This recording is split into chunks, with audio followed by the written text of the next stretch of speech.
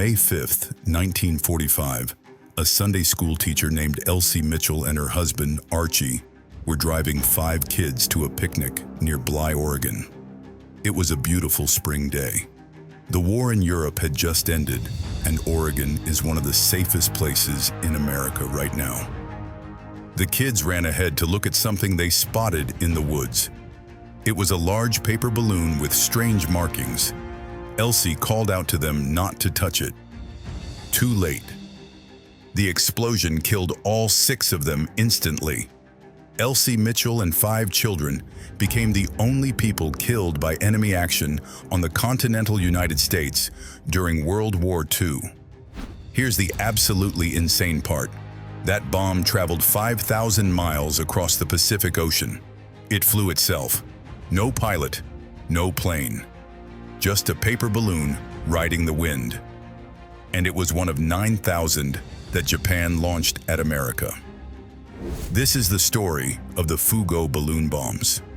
The weapon that worked so well, Japan thought it was a complete failure. Let's go back to April 18, 1942. Jimmy Doolittle leads 16 B-25 bombers off the deck of an aircraft carrier and bombs Tokyo. First air raid on the Japanese home islands. The raid does little damage, but its psychological impact is massive. Japanese military leadership is humiliated. The question becomes, how do we hit back at America? Problem: they don't have bombers that can reach the mainland United States. They don't have aircraft carriers to spare for revenge missions. They barely have the fuel to keep their actual combat operations running. But they do have something else. Something the Americans don't know about yet: the jet stream. Japanese meteorologists had discovered a high-altitude wind current that flows west to east across the Pacific. In the winter months, it screams along at 200 miles per hour at about 30,000 feet. It goes straight from Japan to North America. An engineer named Teiji Takada has an idea. What if they built balloons that could ride this current, float across the entire Pacific Ocean? Just release them and let the wind do the work. The Japanese military loves it. It's cheap, it's unprecedented, and if it works, it'll terrify the American public, make them think nowhere is safe. They start building.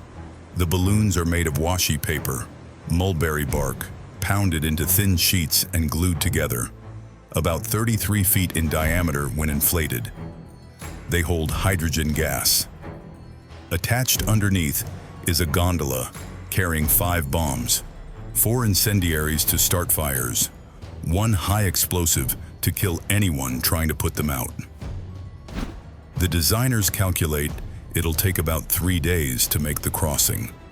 Once the balloon reaches North America and runs out of ballast, it releases all the bombs at once and self-destructs. On paper, it's brilliant. In practice, well, we'll get to that. Production starts in late 1944, and here's where it gets darkly absurd. Who's making these weapons of war? Schoolgirls. Thousands of Japanese schoolgirls, some as young as 12, are pulled out of classes and put to work in factories. They glue the paper panels together, paste the layers, make them airtight. It's delicate work. The balloons have to be perfect or they'll fail over the Pacific. The girls work in unheated buildings through the winter. They're told they're making mystery weapons that will help Japan win the war. They don't know what they're building. They just know it's important. By November 1944, production is rolling. Launch sites are ready along Japan's eastern coast. The jet stream is picking up its winter speed. On November 3, 1944, they release the first balloon, then another, then hundreds. Eventually, thousands. The balloons lift off from Japan and disappear into the sky, heading east toward America. The launch crews have no idea if they're working, no radar to track them, No way to know if the balloons are even making it across the ocean. They're firing blind into the dark and hoping something hits. November 1944. A ranch hand in Montana is checking fences when he sees something weird tangled in a tree. Large balloon, Asian writing on the gondola, unexploded bombs hanging beneath it. He does the smart thing and calls the sheriff. The sheriff calls the army. Within days, more are found. Wyoming, California, Oregon, Alaska, even Mexico and Canada. The US military immediately understands what's happening. These aren't random accidents.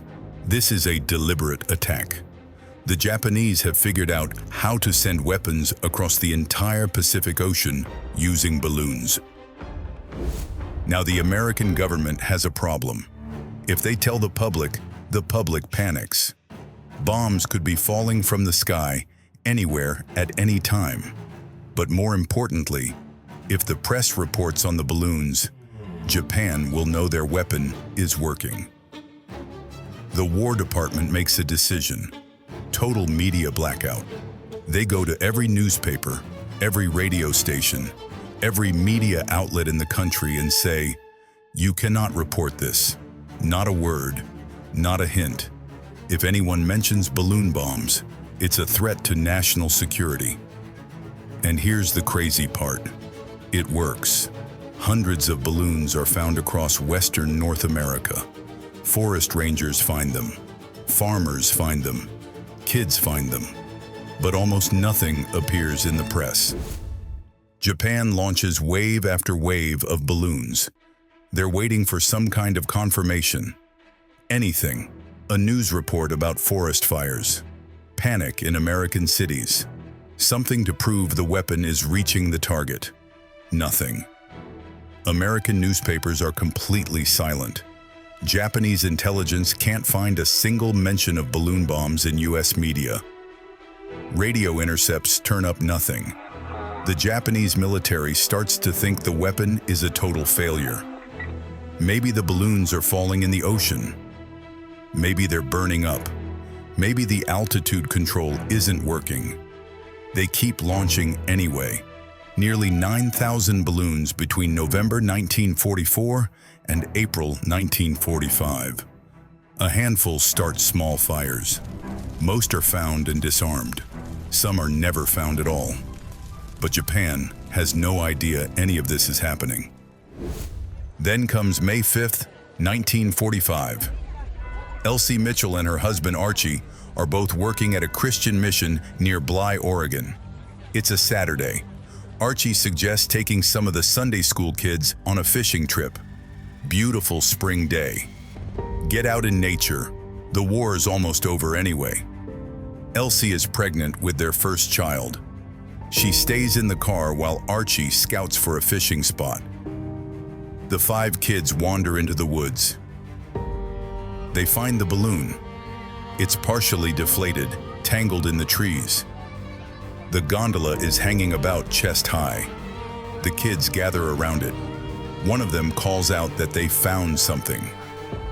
Elsie gets out of the car and sees them clustered around it. She starts to call out a warning. One of the kids touches it. The bomb detonates. All 5 children are killed instantly. So is Elsie Mitchell. She's 26 years old.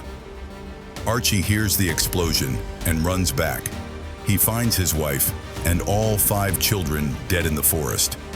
The only witnesses are the trees. The war's basically over at this point. Germany surrendered 2 weeks ago. Japan is clearly losing. The balloon bombs feel like a desperate last gasp. But here's the thing. By the time the US lifts the censorship and the story goes public, Japan has already stopped launching the balloons. The censorship worked perfectly. It convinced Japan that the entire Fugo program was a waste of time and materials, so they shut it down. Think about the timing. If Japan had kept launching for just a few more weeks, they would have seen the American press reports. The blunder isn't that Japan built an ineffective weapon. but abandoned it because they couldn't confirm it was working. And the American blunder? Well, maintaining a total media blackout probably saved lives. But it also meant that Elsie Mitchell and those 5 children had no idea they were in danger. No warning, no public awareness campaign, nothing. The first they learned about balloon bombs was when one of them exploded. Today, there's a monument at the site near Bly, Oregon, the Mitchell Monument. The only American civilians killed by enemy action in the continental United States during World War II. Killed by a paper balloon launched from Japan 3 months earlier by someone who never knew if it would work.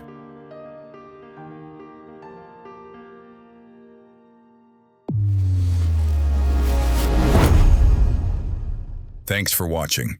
If you want to see more myths debunked and dive into history's biggest military failures, hit that subscribe button.